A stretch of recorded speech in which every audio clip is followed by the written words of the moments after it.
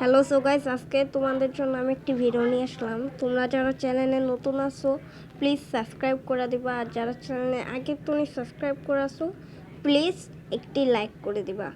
তো কথা না বেরিয়ে ভিডিও আসা যাক। তো আজকে আমি তোমাদের জন্য আনলাম তোমরা কিভাবে কিং অফ ফাইটার 97 বা অন্যরকম গেমগুলো খেলবে।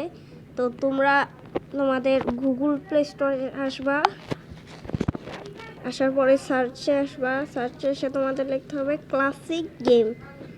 তো ক্লাসিক গেম লেখার পর এই যে এইটা আসবে, এইটা তোমরা ডাউনলোড করে প্লে করবে। আমার আগে তো ডাউনলোড আছে। এইখান তো তোমাদের এরকম একটা ফিউচার আসবে। আর আমি বলি তোমরা কিন্তু এইটাতেই সব গেম পাইবা, আর প্লে স্টোরে কিন্তু কিং অফ ফাইটার 97 এর কোনো গেম আসবে না। এখান থেকে তোমাদের আগের যা গেম আছে ক্লাসিক, সেই গেমগুলো তোমরা ডাউনলোড করতে পারবা।